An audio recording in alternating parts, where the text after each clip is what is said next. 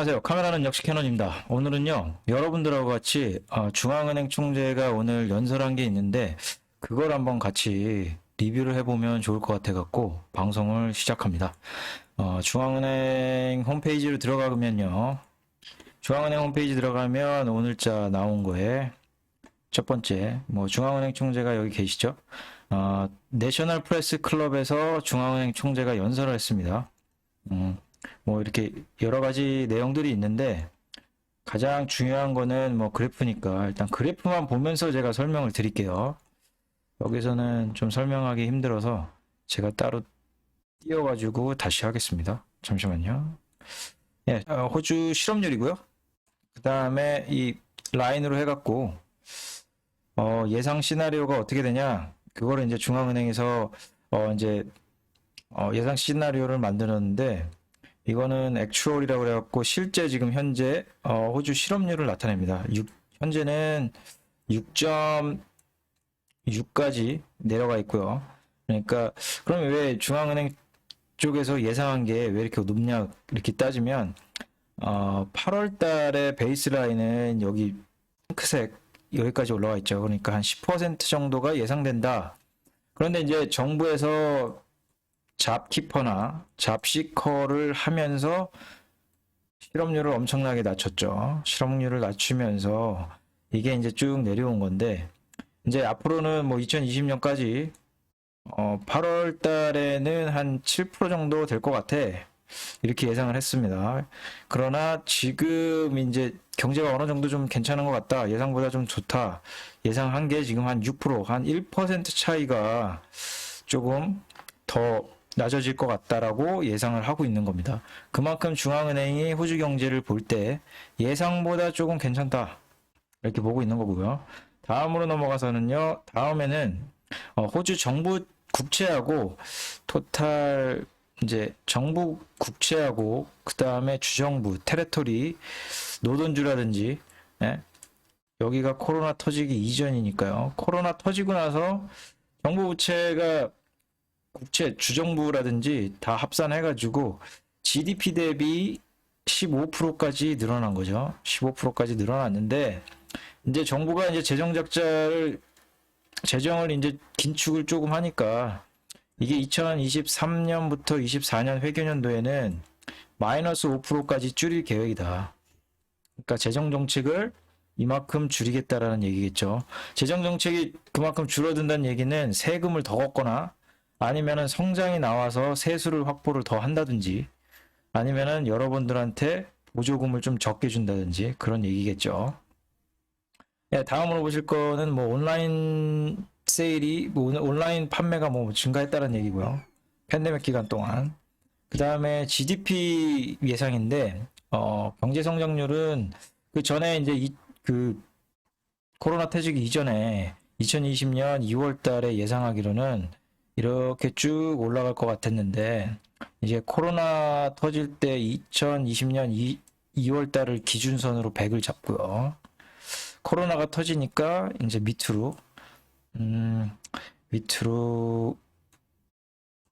93, 한 7% 정도가 떨어진 거죠. 7% 정도가 떨어졌는데, 이제 앞으로는 조금 더 증가할 것 같다. 이런 얘기겠죠. 그러니까 지금 GDP 성장률이 코로나 터지기 이전에 수준을 회복하려면은 현재 여기서 요만큼이니까 GDP 성장률이 2에서 한 3% 정도는 나와야 되는 거고, 그 다음에 코로나 이전에 예상한 가격까지 올라가려면 4에서 한 5%는 나와줘야 된다. 이 정도의 성장이 나와줘야지 예전으로 돌아갈 수 있다. 그걸 이제 보여드리는 거고요. 그 다음에는 그 임금 성장률인데, 호주는 지금까지 계속해서 임금이 성장하지 못하고 계속 내리막길을 걷고 있습니다. 현재. 그러니까 이게 빈부격차를 더 늘린다는 것을 알 수 있죠. 그리고 임금이 낮아지면 낮아질수록 디플레이션 압력이 커요. 그러니까 인플레이션이 온다 그러면 임금 성장도 따라 올라가겠죠. 근데 호주는 계속해서 지금까지 2008년도 금융위기를 기점으로 금융위기 터지고 쭉 내려갔다가 다시 올라가면서 지금까지 계속해서 내리막길을 걷고 있다. 그 얘기를 하는 거고요. 네, 다음 보실 그래프는요. 인구 성장인데 코로나가 터지고 나서 인구 성장이 호주 인구가 얼마죠? 호주 인구가 2,500만 정도 돼요. 2,500만 정도 되는데 2,500만 명의 인구 성장이 코로나 터지기 전에는 1.5%씩 증가를 했다라는 거죠. 1.5%씩 증가를 했는데 1.5%면 얼마예요? 이게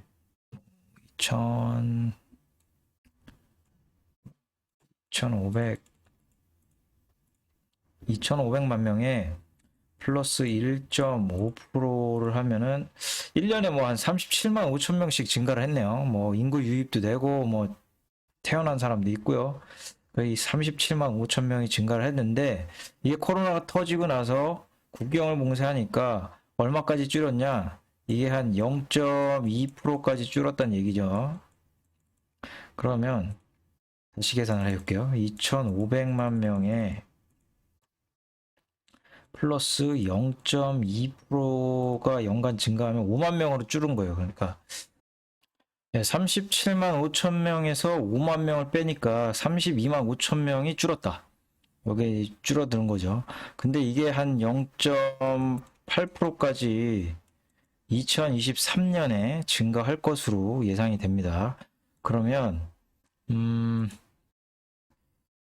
2,500만 인구에 플러스 0.8%면 20만 명으로 증가한다.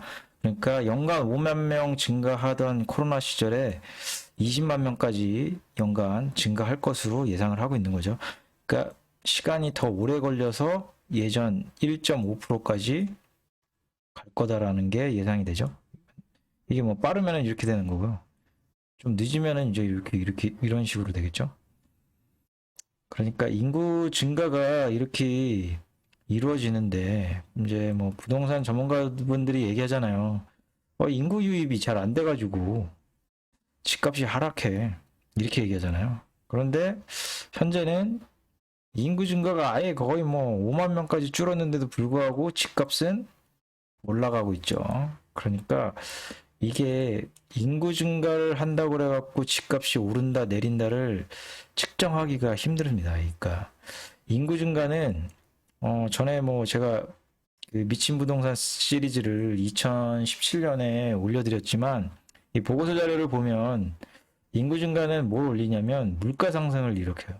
물가 상승. 그렇기 때문에 물론 이제 이 인구 유입이 돼서 이분들이 이제 생활하면 이제 물가를 일으키고 뭐 렌트비를 올리고 하면서 이제 나중에 이제 장기적으로는 집을 사겠죠. 그런데 인구 증가가 이렇게 뚝 끊기면 그 다음부터는 인구가 들어와서 집을 사는 수요가 해외 유입에서는 훅 끊긴다. 그러면 이분들이 좀 시간이 지나고 생활하고 그 다음에서야 이제 올라간다. 그러니까 이분들이 오시면 렌트비가 올라간다. 바로 올라간다는 뭐 보고서를 제가 보여드린 적 있죠. 인구 성장론을 가지고 집값이 상승한다, 집값이 하락한다 그 얘기를 하시는데 저는 약간 거리감이 좀 있다. 그렇게 생각합니다. 물가를 올리는데 집값은 이게 들쑥날쑥하다 보니까 인구 증가로 해가지고 집값이 오른다라는 거를 정의하기가 너무 힘들다. 이렇게 결론을 내리겠습니다. 네, 다음은 실업률인데요. 아까 전에 위에서도 했던 것 같은데,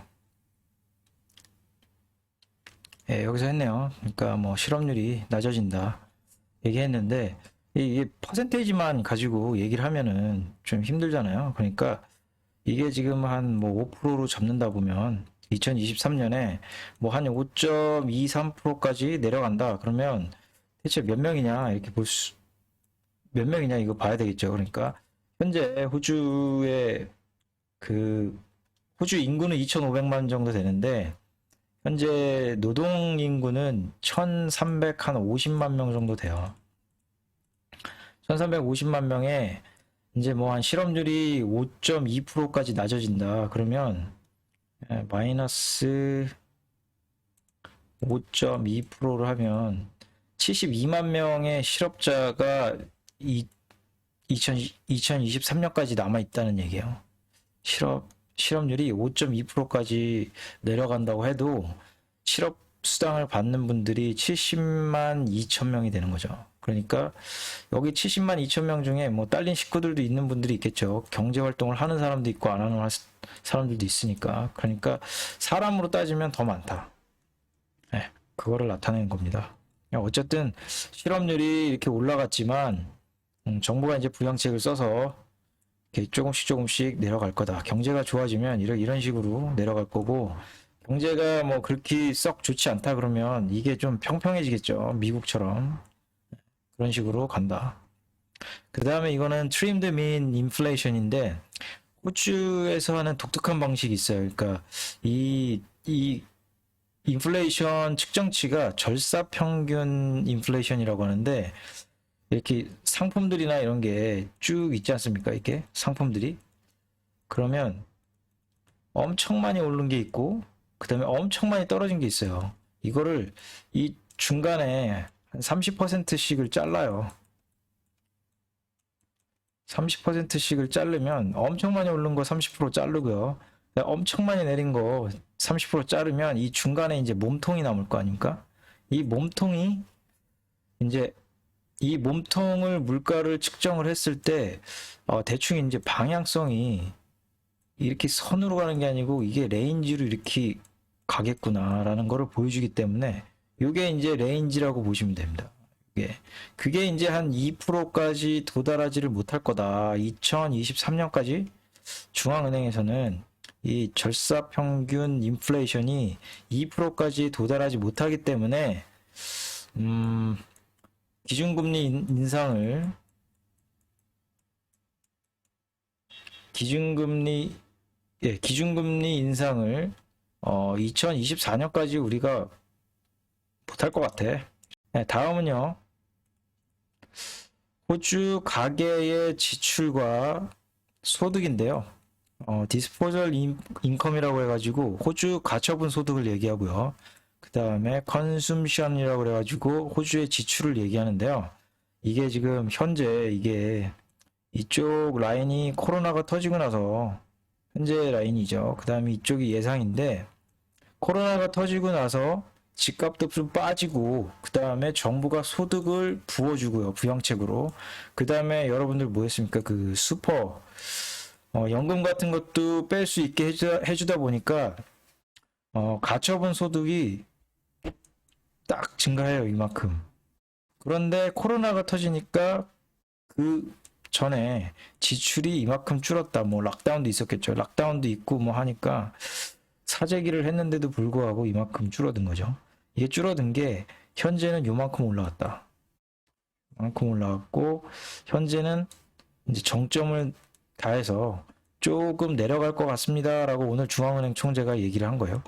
조금 내려갈 것 같습니다. 근데 이게 쭉 내려가는데 2021년이죠. 중순까지 이게 쭉 내려가는데 이게 반등하기 시작하면 다시 언제까지요? 이게 2023년 뭐 1분기까지 가면은 이제 코로나 이전을 회복할 것 같다. 쏟아 부어준 거를 회복할 거라는 거고, 그 다음에 소비 지출은 뭐 한 하반기 정도 되면은 코로나 이전을 회복하지 않겠어? 이렇게 얘기하는 겁니다. 네, 다음은요. 호주 주택 가격인데요. 주택 가격인데 이제 2004년도 여기 2000년도를 이제 100으로 놓고요. 그 다음에 2020년도까지 멜번 집값이 얼마나 올랐냐? 2000년도하고 비교했을 때 보니까 한 30% 올랐네. 그러니까 한 3.3배 오른 거죠. 멜번은. 그 다음에 시드니가 얼마나 올랐냐? 시드니가 보니까 한 3배 정도 되겠는데. 네, 이 정도. 그 다음에 브리즈번은 좀 떨어져가지고 한 2배 정도, 2배 정도. 그 다음에 퍼스 같은 경우는 퍼스가 2.2배. 그 다음에 브리즈번이 한 2.7배 정도 올랐네요. 호밭이 요즘 뜨거운데, 2000년도하고 비교해가지고 호밭 같은 경우는 거의 뭐 한 3.5배 이상 올랐네요. 그리고 캔버라가 한 3.3배, 그리고 애들레이드가 한 2.7배, 8배 거의 비슷하네요. 이쪽 브리즈번하고 비슷하네요. 그리고 다윈이 상대적으로 많이 못 올랐네요. 다윈이 한 1.6배 정도 되는데 중앙은행 총재가 오늘 그런 얘기를 했어요. 집값이 상승하는 거를 가까이에서 지켜보겠다. 그 얘기는 뭐냐면 이 완화적 기조를 계속 이어가고 있는데 이 통화 정책을 쓰게 되면 자산 분배가 아니라 금융 시장으로 돈이 막 쏠리니까 자산 시장이 계속 펌프질을 계속 받는 거죠. 그러니까 자산 가격만 오르고 실제적으로 사람들한테는 돈이 가지 않는 빈부격차가 더 늘어난다. 이렇게 자산 가격이. 그러니까 중앙은행이 오늘 그런 얘기를 하신 거예요. 그러니까 집값이 상승하는 거를, 신용 성장이나 집값이 상승하는 거를 가까이에서 지켜볼게. 만약에 오른다. 내 생각에 너무 빠르게 오른다. 그러면 부양책을 철회를 하면서 규제를 들어가겠다. 뭐 이 얘기를 하는 거죠. 규제를 어떻게 하냐? 중앙은행은 뭐 통화 정책만 하는 거 아니냐? 근데 여러분들이 중앙은행이 호주 그 중앙은행 산하에 이렇게 규제 당국이 산하에 있어요. 규제 당국. 많이 들어보셨을 에이직이나 아프라나 ACCC나 공정관리위원회 다 산하에 있어요. 그런데 이 산하에 있으면은 중앙은행의 관리를 받아야 되잖아요. 근데 이 규제 당국들이 어디에 가장 많이 눈치를 보냐? 바로 정부예요, 정부. 정부의 눈치를 가장 많이 봐요. 왜냐면 정부에서 이쪽으로 예산을 결정하거든요. 그러니까 예산 너네 줄일 거야. 그러면은 말 잘 들어야 되죠. 그러니까 호주는 규제는 개뿔이다. 그걸 말하고 싶었어요. 예, 다음으로는요. 투자인데 GDP 대비 투자인데 이거는 넌 마이닝 비즈니스라고 그래가지고 광산업체를 빼고 투자가 어떻게 될 것이냐, 이 현재에서 예상을 한 거죠. 그러니까 한 2021년은 저점일 것 같고, 그 다음에 한 2022년부터 조금 늘어날 것 같은데, 이렇게 예상을 하는 거고요. 공공 투자는 지금부터 뭐 늘어난다는 거고요. 그 다음에 뭐 2022년부터는 조금 더 플랫하게. 네. 그리고 마이닝 쪽은, 광산은 계속 줄어간다. 뭐 그런 얘기겠죠. 이거는 이제 호주 재무제표인데요. 호주 중앙은행에서 요번에 QE를 추가로 100 빌리언 달러, 그러니까 1000억 불 정도 추가로 한다고 그랬죠. 그러니까 이게 늘어난다 앞으로, 이런 식으로. 그러니까 GDP의 한 30% 정도가 될 것 같다, 그 얘기를 하는 거예요. 근데 이제 이거를 완화적인 입장을 계속하면서 중요한 게 뭐냐, 일단은 국제 구매를 했을 때 그게 효과가 있는지 효율성을 좀 볼게, 그 얘기를 한 거고요. 그 다음에 다른 중앙은행이 어떻게 지금 하고 있는지를 우리도 좀 볼게. 그리고 가장 중요한 건 뭐냐면 이 물가하고 일자리 시장이 어떻게 되는지 그 전망을 가장 중요하게 우리가 생각한다. 그러니까 일자리 고용이 증가하고 물가가 증가한다? 그러면 긴축에 들어간다는 얘기죠. 제가 그림을 잘 못 그립니다. 이게 어렵네요, 이게 펜이 아니라서 좀 어렵네요. 그 다음은 뭐 기준금리가 사상 최저치 0.1%까지 내려갔다. 그 얘기는 더 이상 쓸 밑에 룸이 없다. 뭐 여기까지네요. 그러니까 네, 이렇게 중앙은행 기준금리까지 여러분들이 제가 보고서를 이렇게 읽어드렸습니다. 오늘 중앙은행 총재가 나오셔가지고 한 얘기가 있어요. 스커머한테 잡시커하고 잡키퍼하고 줄인 거는 이해하는데, 줄이는 거는 종료하는 건 이해하는데, 아 이거 사람들이 힘들어. 그러니까 잡시커 그 일주일에 40불 주는 거는 좀 너무하지 않니? 좀 늘려라. 영구적으로. 이거는 진짜 사람이 그게 안 된다. 말이 안 된다. 그 얘기를 오늘 했죠. 그러니까 뭐 280불인데 실제 수령하는 거는 이거에서 좀 적죠. 그러니까 주당 280불 갖다가 생활하기가 진짜, 이거는 식빵에다가 우유하고 식빵밖에 못 먹어요. 진짜 287만 하고 살아야 돼요. 진짜로. 호주 이 비싼 집값이나 이거를 감당하려면 엄청 힘든 거죠. 그러니까 아까 전에 보여드린 대로 지금 이게 실업률이 현재 6.6%지만 6.6%면은 말씀드렸잖아요. 아까 전에